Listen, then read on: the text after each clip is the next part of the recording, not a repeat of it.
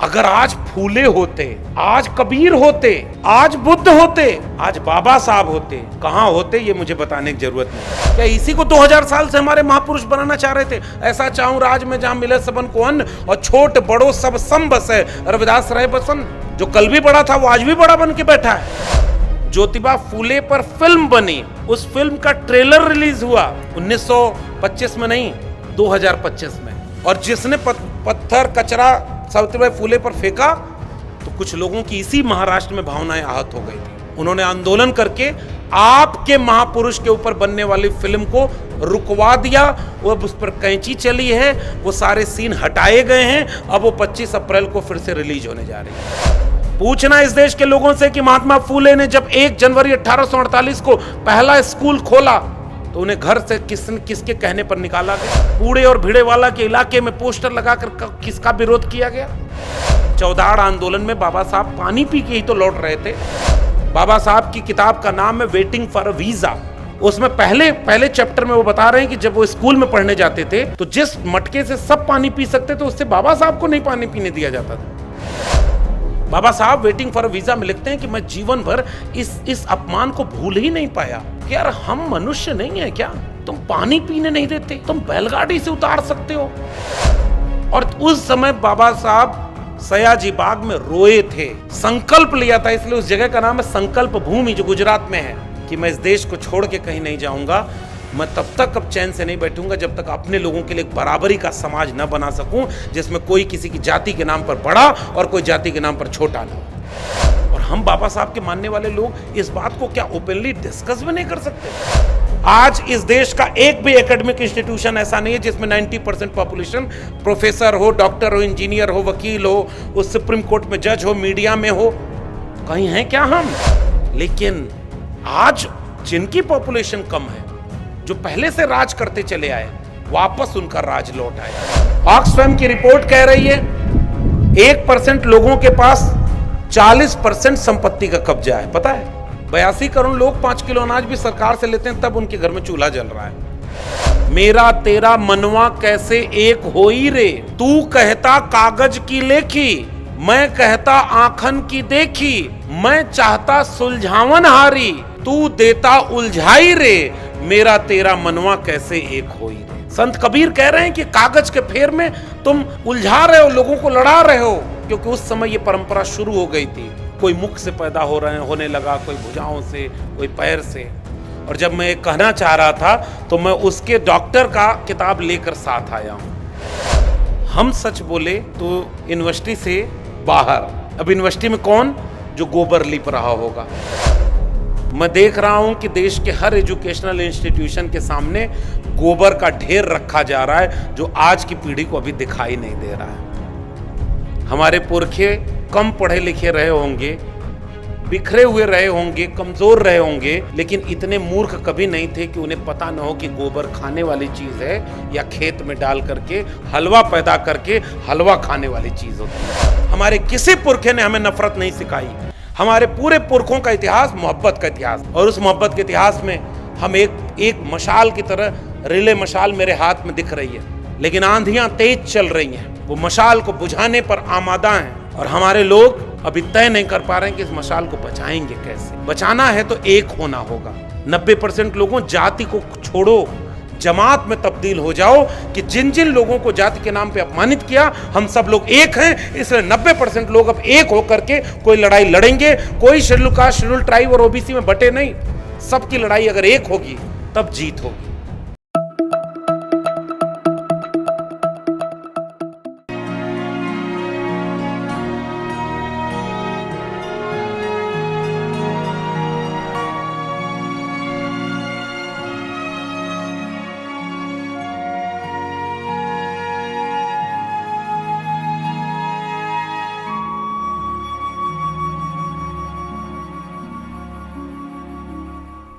हिंदी साहित्य के विद्यार्थी होने के साथ दिल्ली विश्वविद्यालय के लगभग 14 साल assistant professor ad hoc basis पर मैं पढ़ाया, तो लिटरेचर से जो जुड़ाव रहा, जो इतिहास पढ़ा है, उनमें से एक बड़ी शख्सियत जिन्होंने मराठी साहित्य और मराठी दुनिया में केवल अपनी पहचान नहीं स्थापित की, अपनी लेखनी के दम पर विमुक्त समुदायों और घुमंतु समुदायों के बीच से पूरे देश के सबसे बड़े ओहदों तक पहुंच करके जहां पर आपकी किताबें पढ़ी गईं, ऊपरा आत्मकथा जो आपकी प्रकाशित हुई साहित्य अकादमी में मिला, ऐसे लेखक, चिंतक, बुद्धिजीवी आदरणीय लक्ष्मण माने साहब मंच पर हैं। मैं उनका भी बहुत स्वागत करता हूं और आयोजकों को शुक्रिया अदा करता हूं कि उनके बगल में बैठने का हमें मौका दिया आपने। लिखना, पढ़ना, कलम और किताब, ये हमारा सबसे बड़ा हथियार है। दुनिया में इससे ताकतवर हथियार, कलम से ज्यादा ताकतवर हथियार शायद अभी तक नहीं बना। और जिस महानायक की जयंती हम मना रहे हैं, उसने इस दुनिया को जो सबसे ताकतवर चीज पहुंचाई है वो भी कलम और किताब ही है।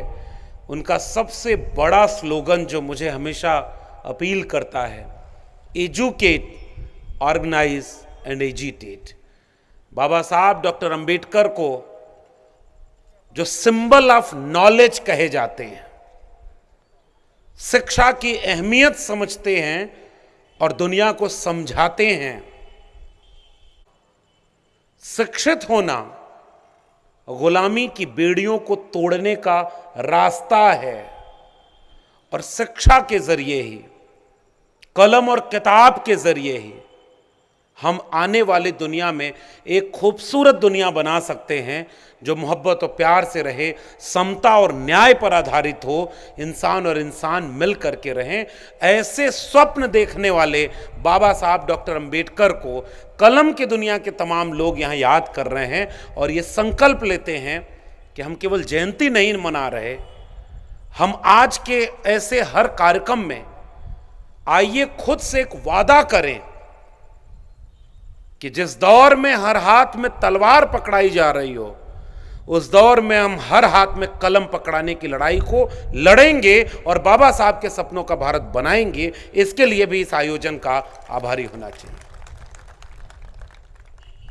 जयंती का कार्यक्रम आमतौर पर इस देश में कैसे मनाया जाता है कि जिसकी जयंती है उसके जीवन का गुणगान किया जाए, जो जरूरी भी है। जरूरी है आने वाली पीढ़ियों को यह बताना कि जहां पुरखों ने कुर्बानी दी, संघर्ष किया, अपमान सहा, मगर अन्याय के खिलाफ, गैर बराबरी के खिलाफ लड़ाई लड़ी, उस लड़ाई के चलते जो रास्ता बना उस पर चलकर हम यहां तक पहुंचे। इसलिए इतिहास बताना जरूरी है अगली पीढ़ी को कि वो संघर्ष क्या थे, उनका इतिहास कैसा था। इसलिए भी ये कार्यक्रम में बोलना जरूरी है कि आज की पीढ़ी को यह पता चले कि अगर उन्हें लगता है कि हम लड़ाई जीत चुके हैं तो जरा आंख से पर्दा हटे कि क्या हम बाबा साहब के सपनों का भारत बना चुके हैं। मूल्यांकन के लिए भी ये कार्यक्रम होने चाहिए और मैं उम्मीद करता हूं दुनिया में ऐसा कोई शख्स दूसरा शायद होगा जिसकी जयंती केवल एक दिन नहीं मनाई जाती, महीनों उसका कार्यक्रम चलता रहता है और पूरे साल ऐसे शख्सियत को लोग याद करते हैं किसी न किसी बहाने। ऐसे महानायक बाबा साहब डॉक्टर अंबेडकर को याद करने का मौका मिला है। जयंती तो कल थी, हम आज भी उनका जयंती मना रहे हैं। पूरे महीने चलेगी और दुनिया भर में चलेगी। और कल ऐसा वक्त बदला कि जब ये मुल्क आजाद हुआ तो जिस बाबा साहब की किताबें प्रकाशित नहीं हो पाई, मंत्रिमंडल से इस्तीफा देना पड़ा, उनका समग्र प्रकाशन, उनकी राइटिंग्स, कलेक्टिव राइटिंग्स, आपको पता है कब प्रकाशित हुई थी?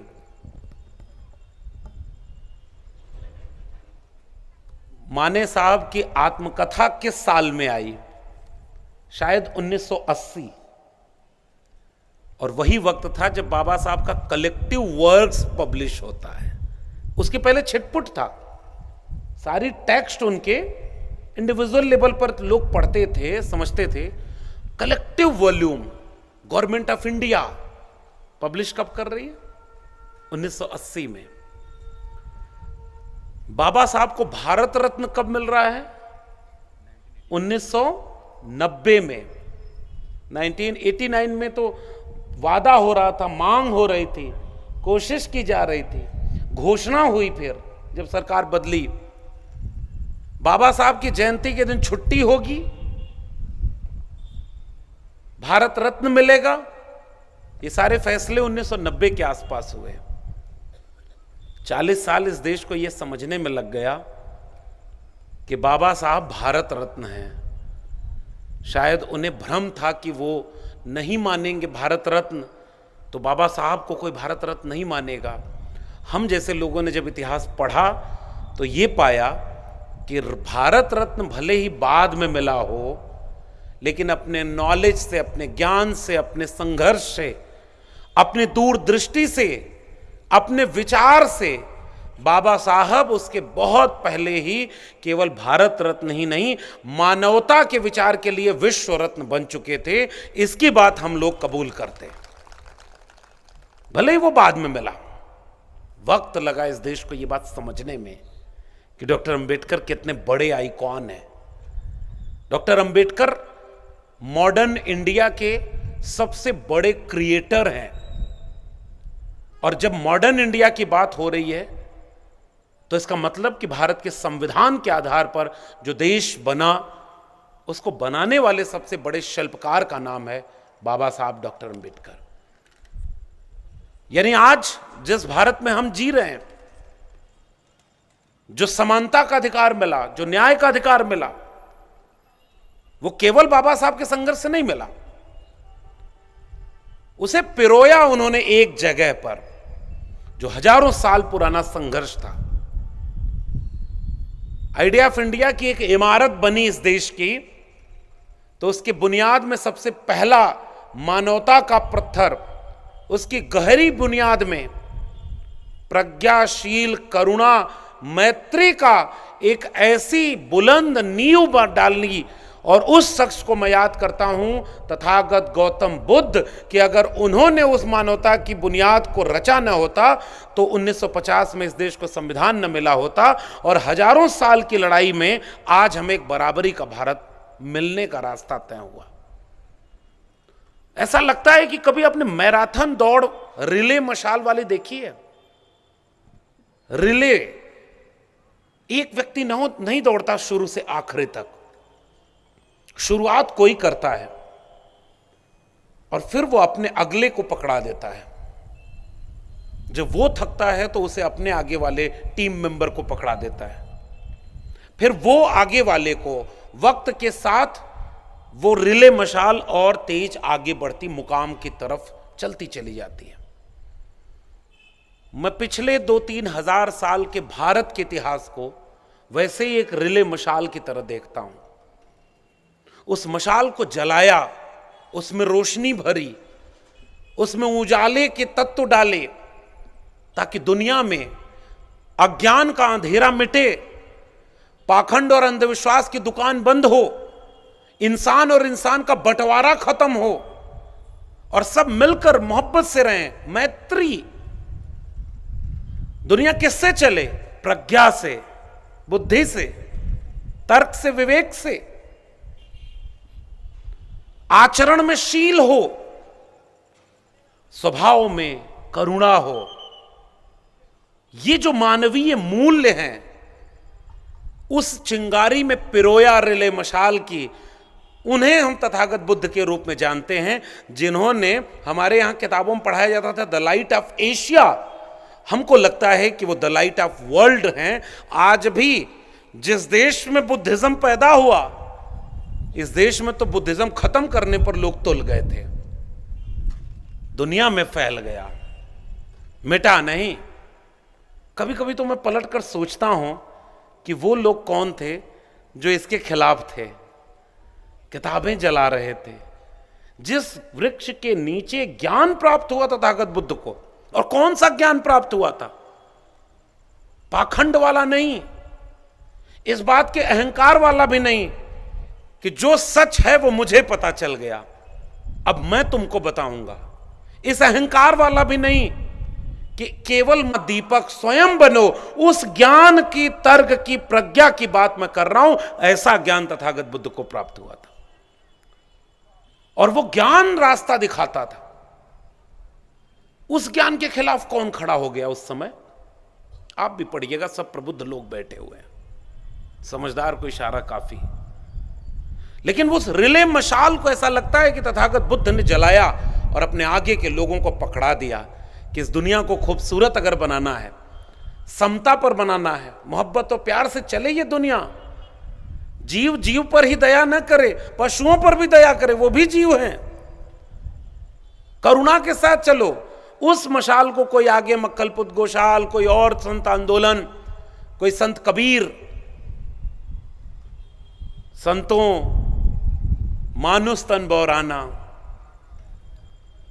संत कबीर के रूप में ऐसा लगता है कि उस मशाल को कोई अब अगले पड़ाव में आगे बढ़ा रहा है, दुनिया को ज्ञान की रोशनी दे रहा है। तुम कद बाभन हम कद सूद, हम कद लोहू तुम कद दूध, एक बूंद ते सब उत्पन्ना, कौन बाभन कौन सूदा। मन ना रंगाए रंगाए जोगी कपड़ा, काकर पाथर जोड़ के मस्जिद लई चनायता, चढ़मुल्ला बाग दे क्या बहरा हुआ खुदाए। पाहन पूजे हरि मिले तो मैं पूजूं पहाड़, ताते ये चाकी भली पीस खाए संसार। अरे इन दोन राह न पाई, हिंदुन की हिंदुआई देखी, तुर्कन की तुर्काई। ज्ञान से वो प्रकाशित करना चाह रहे थे कि आइडिया ऑफ इंडिया ऐसा बने, अंधविश्वास पाखंड न हो। मेरा तेरा मनवा कैसे एक होई रे, तू कहता कागज की लेखी, मैं कहता आंखन की देखी। मैं चाहता सुलझावन हारी, तू देता उलझाई रे, मेरा तेरा मनवा कैसे एक होई रे। संत कबीर कह रहे हैं कि कागज के फेर में तुम उलझा रहे हो, लोगों को लड़ा रहे हो, क्योंकि उस समय यह परंपरा शुरू हो गई थी। कोई मुख से पैदा होने लगा, कोई भुजाओं से, कोई पैर से। और जब मैं कहना चाह रहा था तो मैं उसके डॉक्टर का किताब लेकर साथ आया हूं, ताकि किसी को अगर बुरा लगे, भावना आहत हो, तो मैं दिखा दूं कि नहीं, ये हमारे पुरखे महात्मा कबीर की उस बात को महात्मा फूले ने अपनी इस किताब में आगे लिख दिया था। और इसे government of Maharashtra and government of India सबने पब्लिश किया है। और देश के प्रधानमंत्री जी ने वीडियो बनाकर इनके जन्मदिन की बधाई, हैप्पी बर्थडे भी बोला है। तो अब हमारा फर्ज बनता है कि जिसका हैप्पी बर्थडे बोला गया है, उसने जो किताबों में लिखा है वो जमाने को बताऊं, इसलिए मैं किताब साथ में लेके आया हूं। और महात्मा फूले ने ये सारे किताब स्लेवरी से लेकर के इसके कई भाषाओं में अनुवाद हुए। तो ये जो चीज है, ये ज्ञान की चीज है। इस ज्ञान की चीज की बात करने के लिए ऐसा लगता है कि कोई कबीर उस मशाल को जलाकर आगे के लिए रोशनी फैला रहा है। बाहर से एक मुर्दा लाए, नून तेल घी साना, ता मुर्दे की बनी रसोई, घर भर करत बखाना। और अपने घर का लड़का मर गया देखत ताई घिनाना, और जार फूंक कोयला कर दी है औघट घाट नहाना, संतो मानुस तन बौराना। और इस पर बैन नहीं लगाएगा। आप कबीर पर बात तो कर सकते हैं ना, कबीर पर बात करने में कोई अभी मुकदमा नहीं हो रहा है, हालांकि हो तो किसी भी चीज पर सकता है। इस पूरी संस्था के जो अध्यक्ष हैं अशोक रामटेके जी, अभी जिस बात का जिक्र कर रहे थे, ऐसा लगा कि कल तो हम आ ही नहीं पाएंगे या नुकसान हो जाएगा। लेकिन हमने कहा कि देखिए, आपका प्रेम है वो कुछ ग्रामेटिकल मिस्टेक चीज़ में हुई टिकट में, और जिसको हमने फ़ोन किया कि भाई ठीक करा दो, हमें जाना जरूरी है, आधे घंटे लगा होगा, थोड़ी इनको भी परेशानी हुई, लेकिन वो रास्ता बन गया। तो हमने कहा कि देखिए, हम लोग का रास्ता, मन में मैं सोच रहा था कि जिस काम के लिए हम कहीं जा रहे हैं, लोगों के बीच में, लोग अपना काम छोड़कर आ रहे हैं सुनने, इसका मतलब हम दोनों की मंशा अच्छी है। इसलिए रास्ते में कोई बाधा आए तो वो बार हो जाती है, और हम और आप मिल करके एक आइडिया ऑफ इंडिया की बात कर रहे हैं। इसके लिए आपको बधाई देता हूं कि आपने हमें बुला लिया और हम इस कार्यक्रम में शामिल हो गए, क्योंकि हमारे और आपके विचार एक है। और उस विचार में मैं जिस आइडिया ऑफ इंडिया का एक नक्शा बना रहा हूं, उस नक्शे को आप भी अपने जहन में महसूस करिए। और यह नक्शा इसलिए याद करना जरूरी है कि कैसे बनता है कोई बाबा साहब अंबेडकर, कैसे बनता है कोई फूले, कैसे बनता है कोई संविधान, और कैसे बनता है कोई मानवता पर आधारित देश। यह हमारी आने वाली पीढ़ियों को हमारी जिम्मेदारी है कि हम बताएं, वरना उन्हें कोई आके आज भड़का रहा है कि बच्चा कुछ और खतरे में है और वो बच्चे उधर चले जा रहे हैं। अगर हम अपना विचार नहीं देंगे तो दूसरा विचार अपना भरेगा और वो विचार जीतेगा जो उस विचार को आगे ले चलने वाले लोग होंगे। बाबा साहब का विचार तब जीतेगा जब बाबा साहब के विचार को आगे बढ़ाने वाले लोग होंगे। इसीलिए बाबा साहब ने यह बात बहुत साफ तौर पर कही कि बड़ी मुश्किल से यह कारवां यहां तक लाया हूं, इसे आगे ले जाना, और अगर आगे न ले जा पाओ तो कम से कम वहीं छोड़ देना, पीछे मत जाने देना। जब भी जयंती मनाएं तो एक प्रश्न अपने आप से पूछें, कहीं कारवां पीछे तो नहीं जा रहा। मैं जब जब ये सवाल खुद से करता हूं, जब जब जय भीम बोलता हूं, जब जब बाबा साहब का नाम अपने जबान पर लेता हूं, अचानक से धक्के से लगता है कि ये तो सपनों का भारत बाबा साहब के नहीं बन रहा। और कैसे नहीं बन रहा है?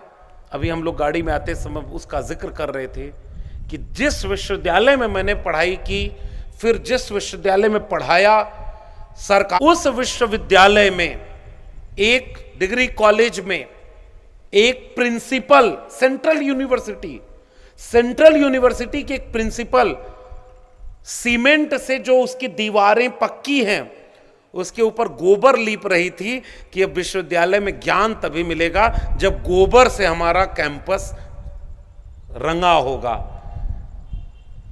मैं देख रहा हूं कि देश के हर एजुकेशनल इंस्टीट्यूशन के सामने गोबर का ढेर रखा जा रहा है जो आज की पीढ़ी को अभी दिखाई नहीं दे रहा है। हमारे पुरखे कम पढ़े लिखे रहे होंगे, बिखरे हुए रहे होंगे, कमजोर रहे होंगे, लेकिन इतने मूर्ख कभी नहीं थे कि उन्हें पता न हो कि गोबर खाने वाली चीज है या खेत में डाल करके हलवा पैदा करके हलवा खाने वाली चीज होती है। और आज हमारे देश को ऐसा बनाया जा रहा है कि इनडायरेक्टली आपको यह समझाया जा रहा है कि गोबर खाओ। बाबा साहब ऐसा देश नहीं बनाना चाहते थे, वो वैज्ञानिक चेतना वाला देश बनाना चाहते थे।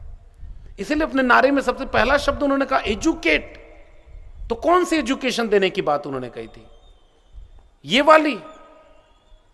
इसलिए मैं कह रहा हूं कि इस आइडिया ऑफ इंडिया की हिस्ट्री को हमें अगली जनरेशन तक बताना है कि कबीर कौन थे, तथागत बुद्ध को अपना पहला गुरु बाबा साहब ने क्यों माना, क्योंकि बुद्ध ने वो रास्ता बनाया था।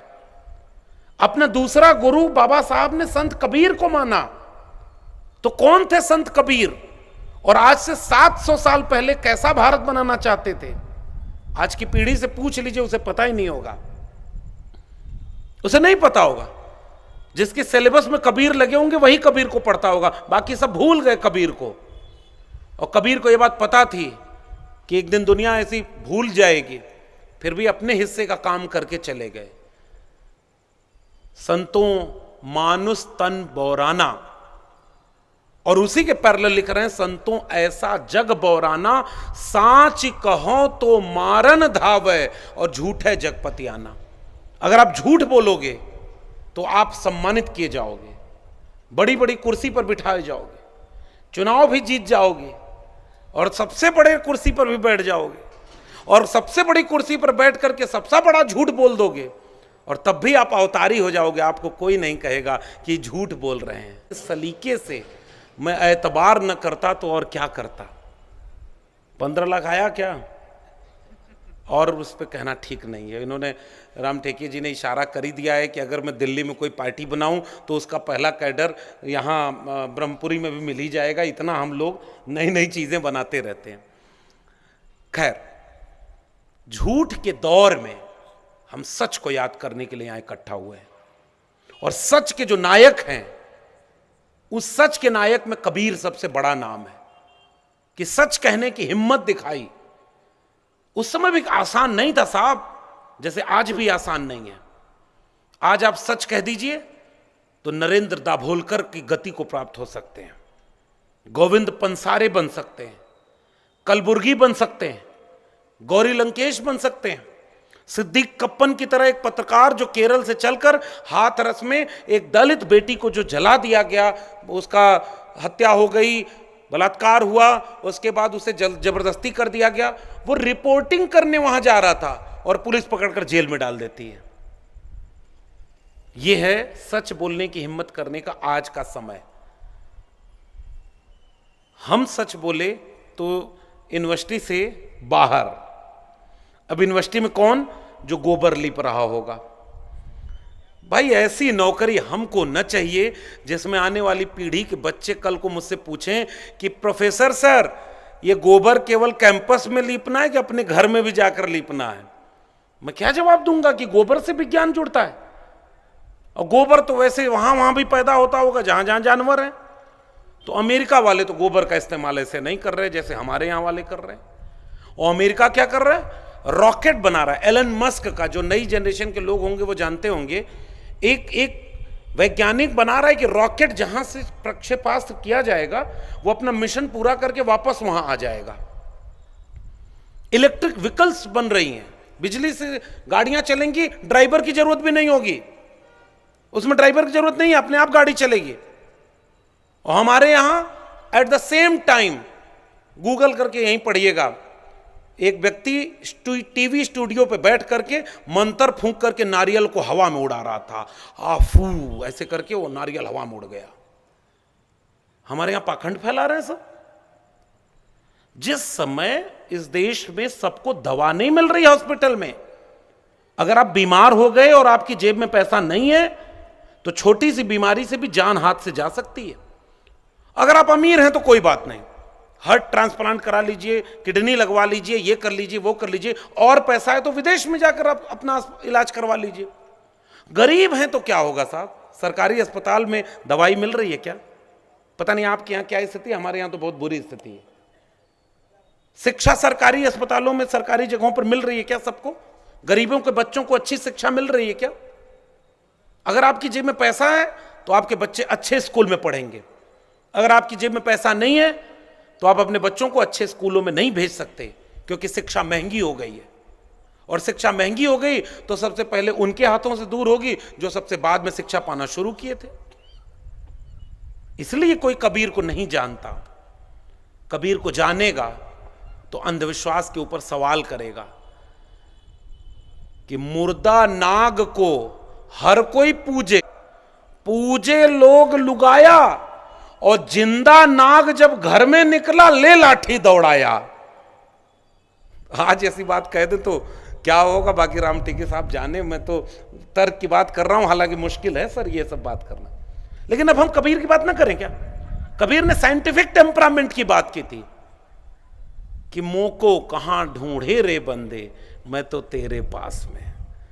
ना मैं मंदिर, ना मैं मस्जिद, ना काबे कैलाश में, ना मैं जप में, ना मैं तप में, ना मैं व्रत उपवास में। खोजी हुई तो तुरते मिली हो पल भर की तलाश में। कहें कबीर सुनो भाई साधो, मैं तो हूं विश्वास में। और ऐसा देश बनाने के लिए हम कबीर को याद करेंगे जिन्हें बाबा साहब डॉक्टर अंबेडकर अपना दूसरा गुरु मानते थे, संत कबीर। और संत कबीर अगर आज होते तो देखते कि ऐसा भारत बनाने के लिए हम क्या सोचते थे। उस रिले मशाल को कबीर ने किसी रविदास को पकड़ाया होगा। जस केतन के पात पात में पात, तस मानुष के जात जात में जात। रविदास मानुष न जुड़े जब तक जाति न जात। कोई संत गुरु रविदास पैदा हुआ, वो संत रविदास का ऐसा चाहूं राज में जहां मिले सबन को अन्न। सोचिए क्या दर्शन था भाई हमारे संतों गुरुओं महापुरुषों का, कि ऐसा चाहूं राज में जहां मिले सबन को अन्न, और छोट बड़ो सब सम बसे, रविदास रहे प्रसन्न। This is the idea of India. और ये है वो ज्ञान की मशाल, उसमें चिंगारी डाल रहा है, उसमें रोशनी डाल रहा है। छोट बड़ो सब सम बसे। और आज ऑक्सफैम की रिपोर्ट कह रही है 1% लोगों के पास 40% संपत्ति का कब्जा है। पता है, जो पढ़े लिखे लोग होंगे वो जानते होंगे। 82 करोड़ लोग 5 किलो अनाज भी सरकार से लेते हैं, तब उनके घर में चूल्हा जल रहा है। इंटरनेशनल इनइक्वालिटी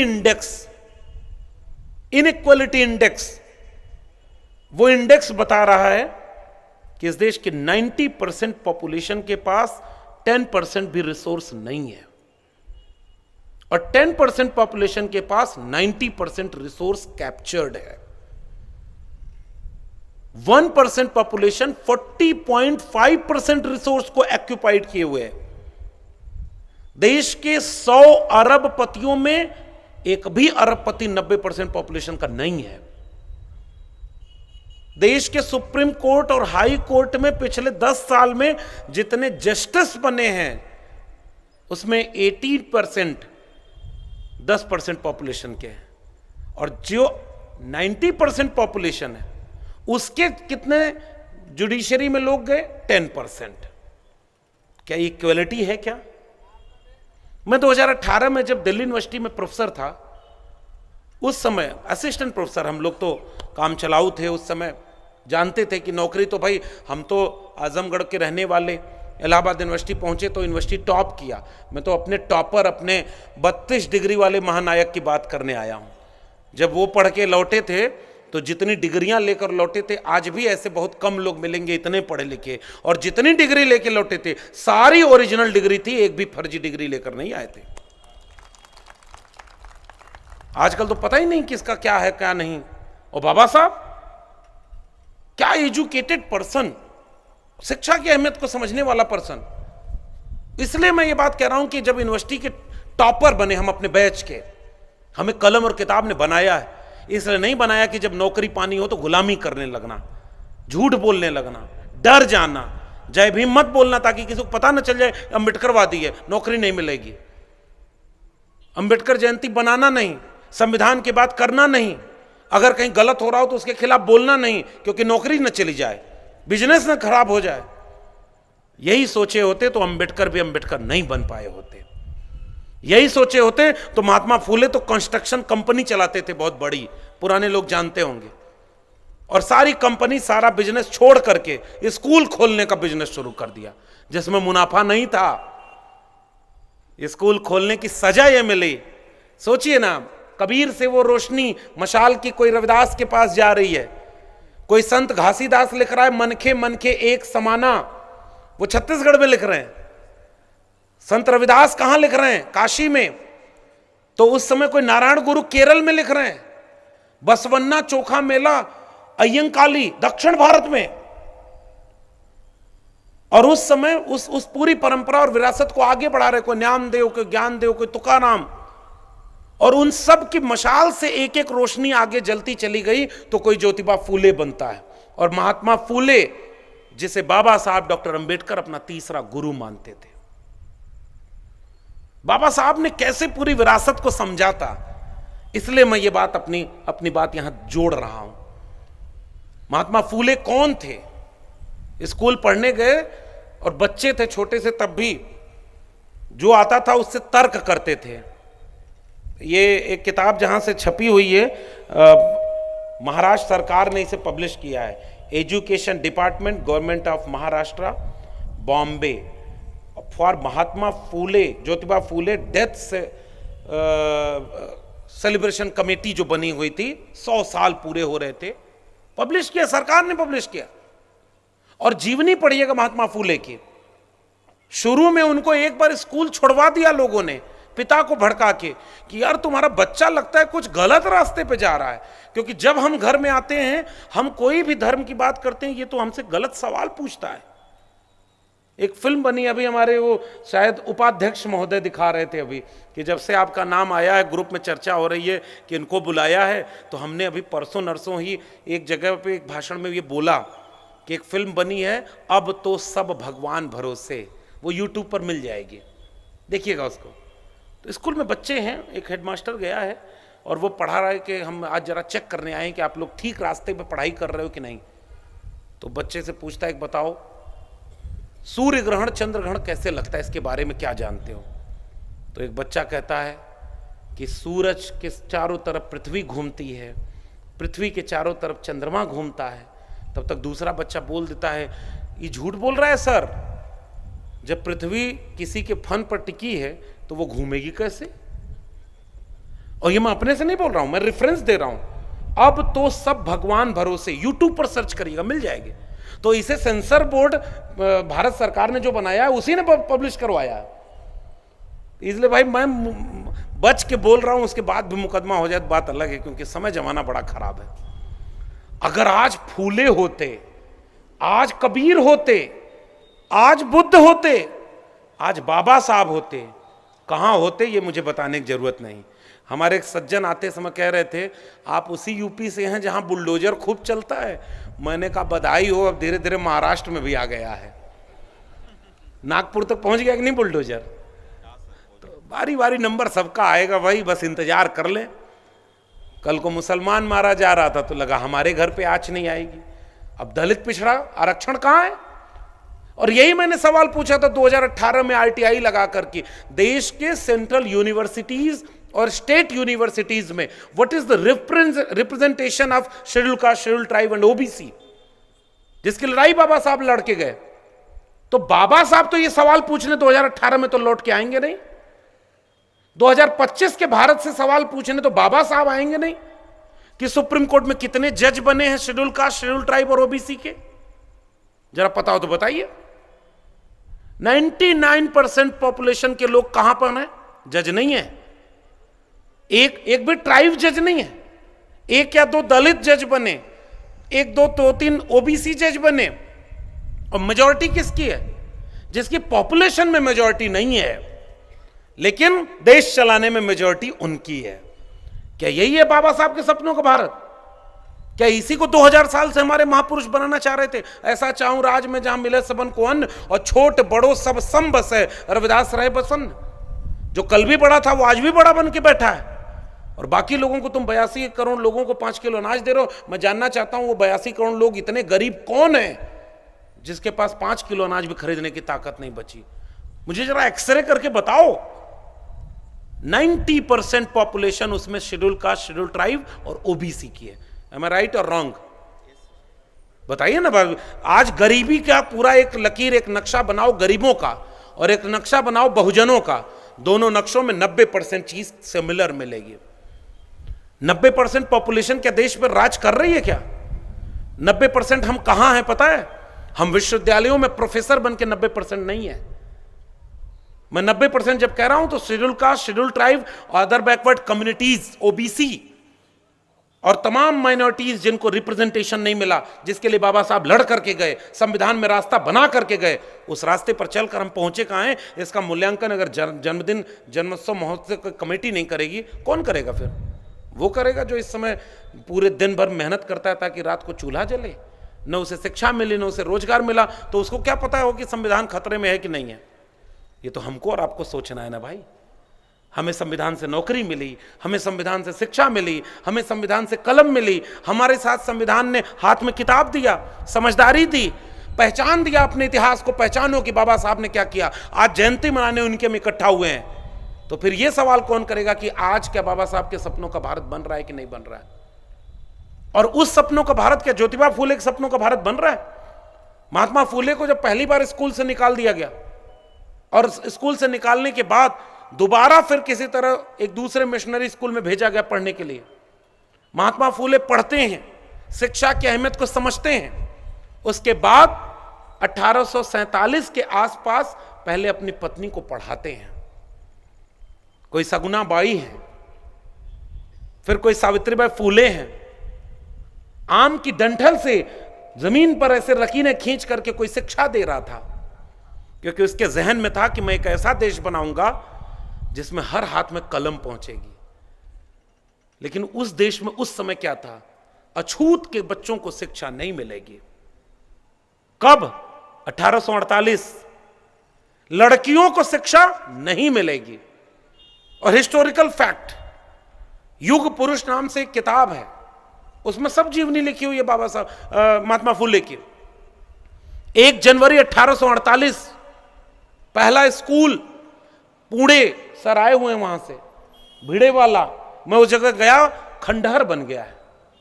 जो पहला स्कूल खोला था माता सावित्रीबाई फूले ने और ज्योतिबा फूले ने, कोई पूछने वाला नहीं। और जब पहला स्कूल खोला, शिक्षा देने के लिए खोला ना, आपको पता होना चाहिए कि जब पहला स्कूल ज्योतिबा फुले ने खोला तो किसी एक जाति के लोगों को शिक्षा देने के लिए नहीं खोला था।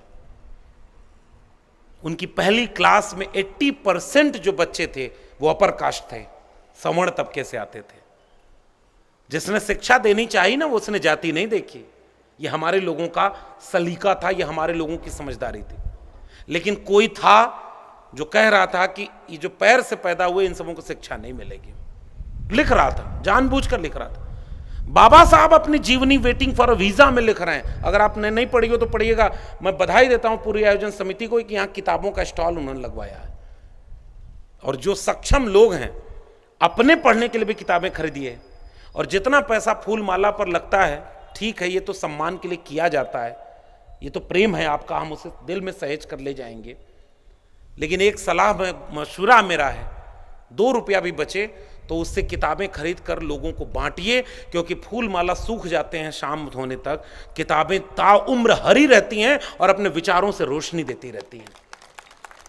इसलिए मैं बधाई देता हूं कि किताबों का स्टॉल लगा है, और उसमें से जो मन करे किताब पढ़िए, सब पढ़िए, मौका निकाल कर पढ़िए, लोगों को पढ़ाइए, और जब मिलिए तो उस पर चौराहे पर चर्चा करिए कि तुमने फूले की जीवनी पढ़ी क्या। नई उम्र के बच्चे नहीं पढ़ रहे हैं साहब, उनको नहीं पता है फूले ने क्या किया। हो सकता है माला जपने के लिए, जय भीम बोलने के लिए बाबा साहब की मूर्ति पर वो भी झुक जाते होंगे। पूछिएगा बाबा साहब की कितनी किताब पढ़ी है, कोई नहीं पढ़ रहा है। अब फैशन हो गया है, मैं नहीं बोल रहा हूं, देश की संसद में कोई बोला था, याद है, नाम नहीं लूंगा, वैचारिक मंच है। अब तो फैशन हो गया है, अंबेडकर अंबेडकर अंबेडकर।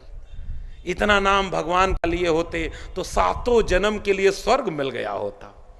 पहचाने, समझ गए ना, कितना बड़ा अपमान। अरे तुमने इसका मतलब अंबेडकर को पढ़ा ही नहीं, क्योंकि वो अब डॉक्टर बाबा साहब अंबेडकर का किसी स्वर्ग में यकीन नहीं था।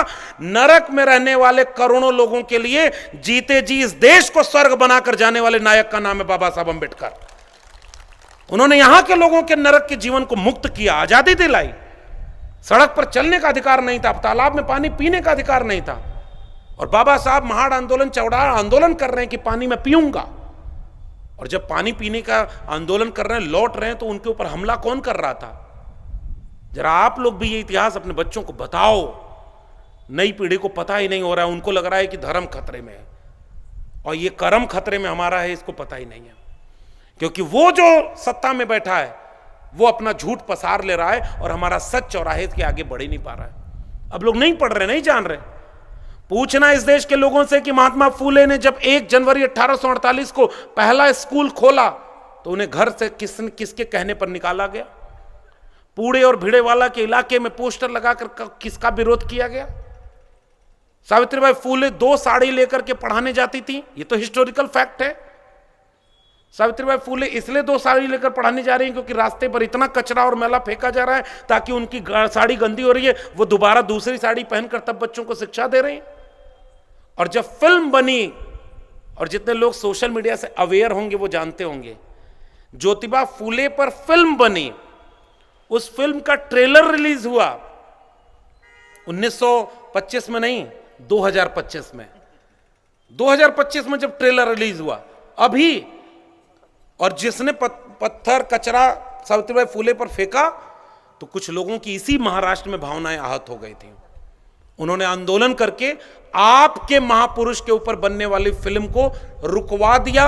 वो उस पर कैंची चली है, वो सारे सीन हटाए गए हैं। अब वो 25 अप्रैल को फिर से रिलीज होने जा रही है। पता था कि नहीं आपको?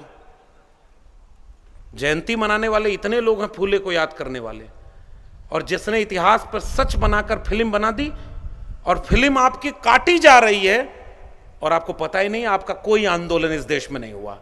किसी ने प्रेस कॉन्फ्रेंस भी नहीं की। कुछ नेताओं के बयान आए थे, लेकिन कोई सड़क पर जनता नहीं आई कि जब तुम मेरे महापुरुषों का इतिहास बदल दोगे, और आज बदल रहे तो 25 साल बाद क्या करोगे? तुम तो उनको मूर्ति बना के पूजने लगोगे। उनके विचारों को आगे कौन बढ़ाएगा? पूछो ना जाकर के कि सावित्रीबाई फूले पर पत्थर मारने वाला था कौन, तुम बता दो। अगर हम गलत कर रहे हैं, हम तुम्हारे किसी खिलाफ नहीं है, लेकिन हिस्टोरिकल फैक्ट है तो पूछना पड़ेगा। चौदाड़ आंदोलन में बाबा साहब पानी पी के ही तो लौट रहे थे। जानवर पानी पी सकता है, मनुष्य नहीं पी सकता, क्योंकि उसकी जाति ऐसी बना दी गई। बाबा साहब ने कहा नहीं मानते ऐसी जाति व्यवस्था को, और हमला कर दिया। कौन था? ये सवाल क्या 25 साल बाद बच्चे नहीं पूछेंगे? इतिहास अगर बचा सकते हो तो अपना खड़ा होकर, बड़ा आसान है कि देखो वो कितना गलत काम कर रहे हैं, कि आरक्षण खत्म हो रहा है, संविधान खतरे में है।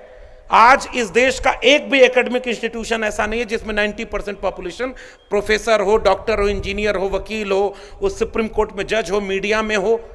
कहीं हैं क्या हम?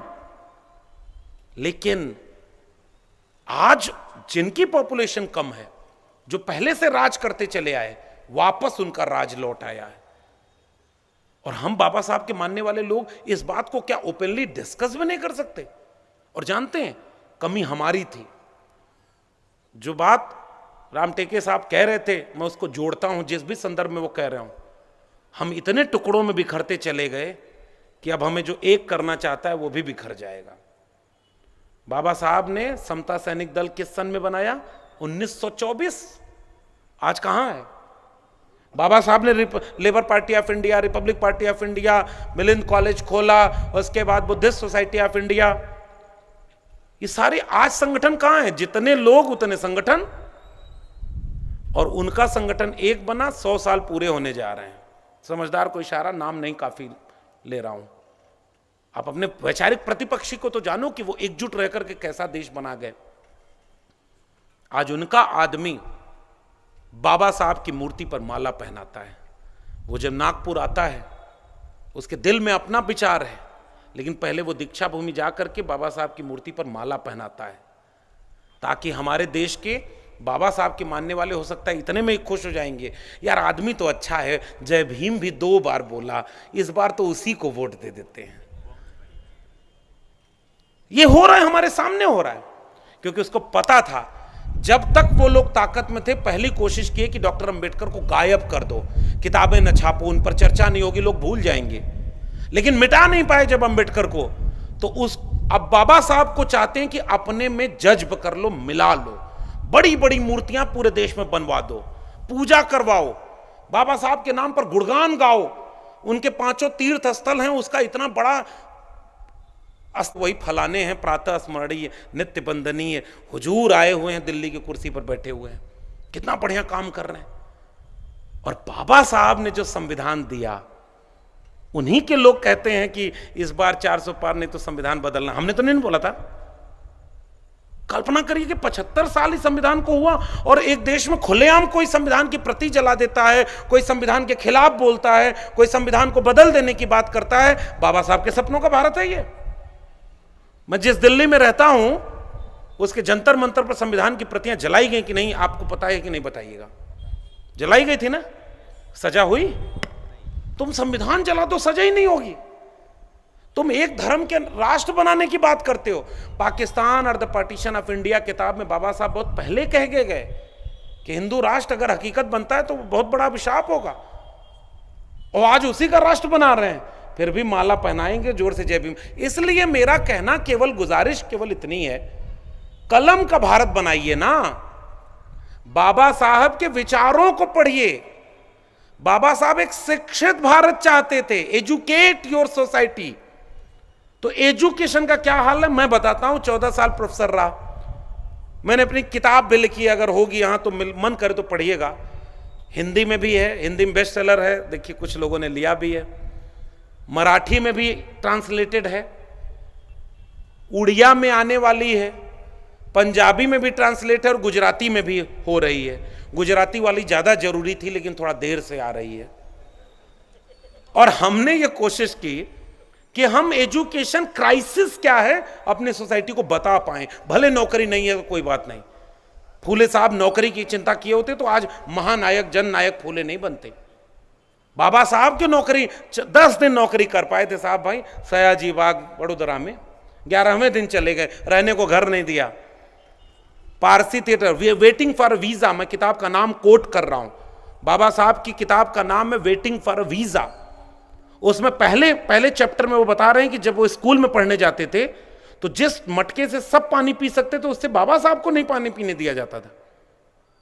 और ये कब की बात है, किस सन की बात है? और क्यों नहीं पानी पीने दिया? किसने रोका था उनको पानी पीने से?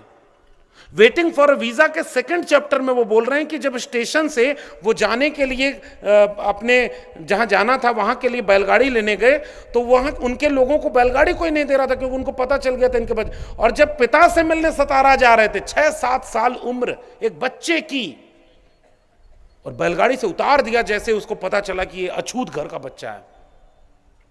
बाबा साहब वेटिंग फॉर वीजा में लिखते हैं कि मैं जीवन भर इस अपमान को भूल ही नहीं पाया कि यार हम मनुष्य नहीं है क्या?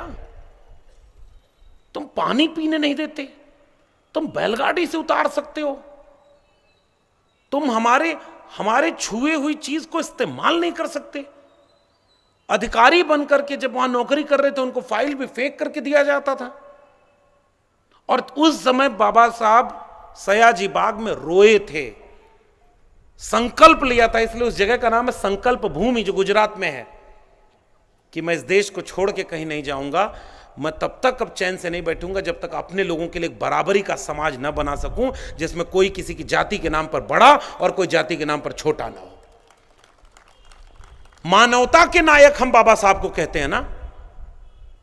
और बाबा साहब के विचार आज कहां हैं, बस इस बात को कह के मैं अब खत्म कर रहा हूं अपनी बात, क्योंकि मेरा लगभग वक्त पूरा हो गया, फिर हम माने साहब को सुनेंगे। आज 134वीं जयंती मना रहे हैं बाबा साहब के, इसलिए शर्त मेरी यह है कि मूर्ति पर माला और विचारों पर ताला, यह सबसे बड़ी साजिश आपके खिलाफ हो रही है। सजग रहना तो बचा सकते हो तो बाबा साहब की विरासत को विचारों में बचा लेना। और बाबा साहब इस बात का इशारा करके गए हैं जाने कितनी जगह कि मुझे मूर्तियों में मत खोजना, मैं तुम्हें अपनी किताबों में मिलूंगा, किताबों में मिलूंगा, ताकि तुम जान पाओ, अपनी गुलामी को पहचान पाओ और अपनी साजिश को देख पाओ। Where is the education system इस समय का कहां है? 2014 में एजुकेशन बजट था 5.56%, 2025 का एजुकेशन बजट है 2.6%, आधा हो गया एजुकेशन बजट। दिल्ली विश्वविद्यालय में जब मैं पढ़ाने गया 2009-10 में, तो ग्रेजुएशन की फीस 4,000 रुपए के आसपास थी, 200-400-500 कम ज्यादा। और आज ग्रेजुएशन की फीस 25,000 से 45,000 50,000 रुपए गवर्नमेंट कॉलेज और यूनिवर्सिटी में है। सरकारी, प्राइवेट में जाएंगे तो 5 लाख से 10 लाख रुपए में आप ग्रेजुएट होंगे। बताइए गलत है कि सही है? मैं गलत तो नहीं बोल रहा हूं। आप ब्रह्मपुरी के लोगों, ये आपको पता है कि नहीं? अगर आप अपने बच्चे को Ashoka university, Galgotia university, lovely professional university में अगर आप ग्रेजुएशन के लिए भेजेंगे, 10 लाख रुपया अगर आपकी जेब में है तभी आपका बच्चा पढ़ पाएगा।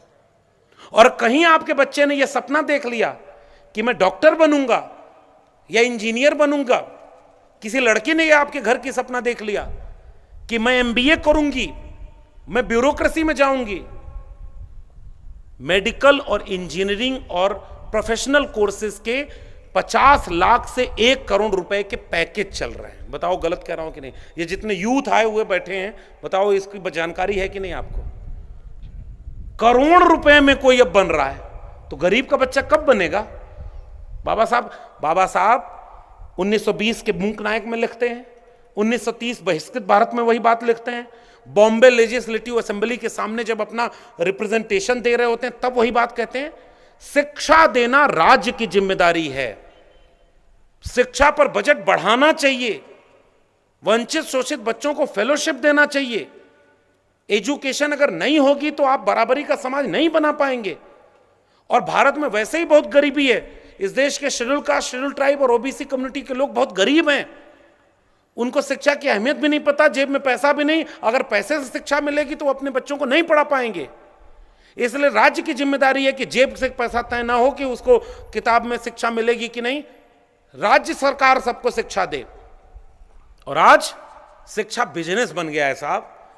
New education policy 2020, closure merger की पॉलिसी, मेरी किताब प्रोफेसर की डायरी अगर मिले तो पढ़िएगा। इसलिए नहीं कि मेरी किताब है मैं बेच रहा हूं, नहीं। पढ़ना हो तो फूले की जीवनी, पढ़ना हो तो स्लेवरी, पढ़ना हो तो तमाम चीजें ऐसे पढ़ते रहिए। लेकिन आपको अगर शिक्षा के बारे में खतरा क्या है ये पढ़ना है तो जरूर पढ़िएगा, क्योंकि कई बार हमें पता ही नहीं चल पाता। न्यू एजुकेशन पॉलिसी कहती है कि हम ग्रेडेड ऑटोनॉमी दे रहे हैं, यानी गवर्नमेंट अब एजुकेशन इंस्टीट्यूशन को फीस कम करेगी, फंड नहीं देगी, और थ्री लेयर के एजुकेशनल इंस्टीट्यूशन बनेंगे। Grade C, grade E B और ग्रेड ए, एक और जोते तो एक और जोड़ देते तो वर्ण व्यवस्था पूरी चारों हो जाती, प्रॉपर वर्ण व्यवस्था। ग्रेड सी जिसमें पैसा सरकार देगी, सिलेबस आप बनाएंगे, विद्यार्थी की फीस कम होगी, लेकिन उसको शर्त होगी कि वो अपने को बहुत कम वक्त में ग्रेड बी में कन्वर्ट करे। ग्रेड बी के एजुकेशनल इंस्टीट्यूशन 50% फंड गवर्नमेंट देगी, 50% फंड सेल्फ जनरेट करना होगा। और विद्यार्थी एक एजुकेशनल इंस्टीट्यूशन अगर फंड जनरेट करना चाहे तो पैसा कहां से आता है बताइए जरा, आप लोग कॉमन सेंस से बताइए। विद्यार्थी की फीस से आता है कि नहीं? इसका मतलब विद्यार्थी की फीस बढ़ेगी और खर्चा कम होगा, यानी नौकरी जाएगी, ऑनलाइन टीचिंग होगी, एजुकेशन खत्म। ग्रेड ए में चले गए 100% ग्रेडेड ऑटोनॉमी, खुद से पैसा जनरेट करो और खुद से पैसे पे पढ़ाओ। इसलिए ग्रेजुएशन की फीस 50,000 रुपए हो गई, जो एक जमाने में फ्री रहा करती थी। भारत गरीब था तो मुफ्त में शिक्षा देता था, अब भारत 5 ट्रिलियन इकोनॉमी बनने जा रहा है और शिक्षा बेच दी है। अगर आपकी जेब में पैसा नहीं है तो आपको शिक्षा नहीं मिलेगी। भैया ऐसी अमीरी चाहिए क्या आपको जिसमें शिक्षा ही नहीं मिले? अगर आपकी जेब में पैसा नहीं है तो दवाई नहीं मिलेगी। जैसे ऐसी अमीरी अगर आपको चाहिए तो मुबारक, और अगर दिल्ली वाली फकीरी चाहिए तो वो भी मुबारक। कुछ नहीं चाहिए हमें, न हमारे आगे कोई है न पीछे है। बाबा साहब के सपनों के भारत में एजुकेशन थी। 2025 में सबसे ज्यादा खतरे में अगर कोई है तो कॉन्स्टिट्यूशन ऑफ इंडिया, और उस पर खतरा इसलिए है क्योंकि एजुकेशन कोलैप्स कर गई है। एजुकेशनल इंस्टीट्यूशन में कम्युनलिज्म आ गया, बहुत तरह की नफरत की चीजें आ गई, और एजुकेशन में सिलेबस चेंज हो रहा है। 300 साल पुरानी अब जो है बदला लेना है कि 500 साल पुराना बदला लेना, नागपुर तक पहुंच गया बदला। कभी कभी मैं सोचता हूं कि बाबा साहब अगर अपनी लेखनी में एक जगह लिख दिए होते कि हमें भी बदला लेना है तो इस देश का क्या हुआ होता। सोचिएगा, बुद्ध ने एक लाइन भी बदला लेने की नहीं लिखी, कबीर ने बदला लेने का सबक नहीं सिखाया इस देश को, महात्मा फूले एक लाइन भी कहीं बदला लेने की बात नहीं कह के गए। और बाबा साहब के तो हाथ में कलम थी, संविधान लिख रहे थे, तब भी एक लाइन किसी भी के खिलाफ नहीं लिखी, बदला लेने की बात नहीं की। बदला लेना होता तो हिसाब देते देते बहुत सारे लोगों की हालत खराब हो जाती। हमारे पुरखों ने किसी से बदला नहीं लेने की बात कही, केवल एक का बात कही, इंसान बन जाओ, अपने हिस्से की रोटी तुम खाओ और 90% लोगों को उनके अपने हिस्से की रोटी खाने दो, उनका सम्मान लेने दो। उसको हम कहते हैं आइडिया ऑफ इंडिया। और ये बाबा साहब के सपनों का भारत था, बराबरी का भारत, समता का भारत, न्याय का भारत, तर्क और शील और करुणा का भारत। आज उसी भारत पर संकट मंडरा रहा है। आखिर में मैं बस ये बात कह के जा रहा हूं, बहुत विद्वतापूर्ण और बहुत अनुशासित आप लोग बैठे हुए हैं। 25 साल अगर ये चीजें ऐसी रही तो 25 साल बाद ये जयंती समारोह किस रूप में होगा मुझे नहीं पता। जयंती बहुत लोगों की मनाई जाती है, लेकिन विचारों पर बात होगी कि नहीं, चुनौती इस बात की है। इस देश में ऐसे ऐसे बाबा आप पैदा करके टेलीविजन पर बैठाए जाते हैं जो हवा में कैंची चला के ऑपरेशन कर रहे हैं। देखा कि नहीं आपने? मैं अपने चैनल यूट्यूब पर डॉक्टर लक्ष्मण यादव नाम से बनाया हूं, और वो वीडियो रेफरेंस के साथ कोट करके बताता हूं। जबकि साइंस एंड टेक्नोलॉजी को आगे बढ़ना था, एजुकेशन को आगे बढ़ना था। एजुकेशन बढ़ेगी तो कॉन्शियसनेस आएगा, समझदारी आएगी, अच्छा बुरा का पहचान आएगी, और मोहब्बत और प्यार से एक ऐसा भारत बनेगा जिसमें कोई किसी के हिस्से की रोटी छीन करके नहीं भागेगा। और आज एक गैर बराबरी का भारत हो रहा है। बचा सकते हैं तो इस देश को, इस भारत को वहां से बचाइएगा। एजुकेशन बचाना सबसे पहला रास्ता है। मैं कंक्लूड कर रहा हूं, बाबा साहब को याद करने का सबसे अच्छा तरीका यह हो सकता है, उनके जीवनी का गुणगान बहुत लोग करते हैं, उन्होंने ये किया, उन्होंने ये किया, उन्होंने वो किया। मैं एक सवाल उसमें ऐड करता हूं, वो तो अपने हिस्से का काम करके गए, हम और आप क्या कर रहे हैं? पुरखे लायक थे तो उनका गुणगान गा रहे हैं, मैं भी गाया हूं इतना देर। 25 साल बाद जब हमें याद करेंगे हमारे बाद की जनरेशन के लोग, तो क्या किस रूप में याद करेंगे, इसका फैसला आपको आज लेना है। क्या वो इस रूप में याद करेंगे कि पुरखे तो लायक थे लेकिन हम नालायक निकले कि जो पुरखों ने कुर्बानी देकर हमें हासिल किया था वो हम बचा भी नहीं पाए? ये इस रूप में हमारी जिम्मेदारी है कि हम बचाने के लिए कितनी कोशिश कर रहे हैं। और बचाने की कोशिश का एक गुजारिश, हमारी नाक लंबी हो गई है, दिल छोटा हो गया है, हम आपस में उलझ गए, हमें जातियों में बांटकर आपस में लड़ा दिया गया। ओबीसी कम्युनिटी को पता ही नहीं कि ओबीसी के लिए कितना काम बाबा साहब ने किया। हमारे बहुत सारे मित्र ओबीसी के भी होंगे। ओबीसी की जाति जनगणना नहीं हो रही, ओबीसी का रिजर्वेशन 27%, अब तो वो भी खत्म हो गया। सरकारी शिक्षा नहीं बचेगी, सरकारी रोजगार नहीं बचेगा तो आरक्षण लेंगे कहां आप? सब तो खत्म। प्राइवेट सेक्टर में रिजर्वेशन है क्या? मीडिया में रिजर्वेशन है क्या? ऑक्सफैम और न्यूज लॉन्ड्री की 2024 की रिपोर्ट आई है कि देश के सबसे टॉप मीडिया इंस्टीट्यूशन में 121 पोस्ट पे एक भी ट्राइब नहीं है, आदिवासी एक भी नहीं है, दलित एक है, ओबीसी एक है, बाकी कौन है? तो आप मीडिया में नहीं, आप जुडिशरी में नहीं, आप एजुकेशन में नहीं, आपके वाइस चांसलर नहीं, आपके सुप्रीम कोर्ट में जज नहीं, तो आप हैं कहां? 80 करोड़ लोगों को 5 किलो अनाज मिलने में हम 90% हैं। हॉस्पिटल में बीमार बन के दवाई लेने में हम 90% हैं। बेरोजगारों की भीड़ में 50 साल में सबसे बड़ी बेरोजगारी फैल गई। उन बेरोजगारों में देखिएगा हमारे आपके घरों के बच्चे 90% हैं। और जब बेरोजगारी और शिक्षा इतनी बढ़ेगी तो नेता तो वही भाषण देगा ना कि 500 साल पुराना इतिहास का बदला लेना है, उठो जागो जागो हिंदू जागो। अपना बेटा बेटी को कभी वो इस धर्म की नफरत की आग में नहीं ले आएगा। उसके बेटा बेटी विदेश में पढ़ रहे हैं, अच्छे पैकेज में है, हमारे आपके घरों के बेटा बेटी कहां हैं? अपने आने वाली नस्लों को नफरत से बचाइएगा, ये मेरी गुजारिश है।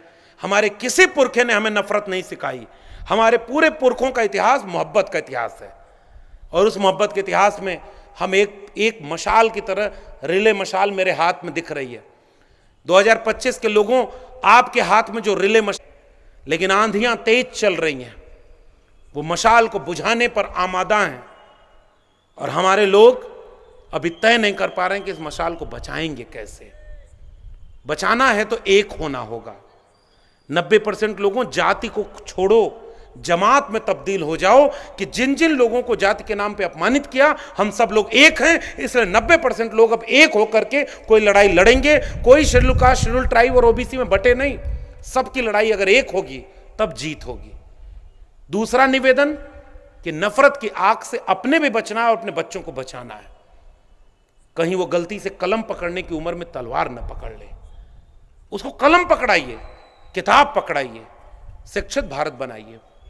और तीसरा निवेदन, न्यूनतम सहमति पर एकजुटता बनाइए। मैक्सिमम आपका चीजें मिलेंगी तब हम एकजुट होंगे, नहीं।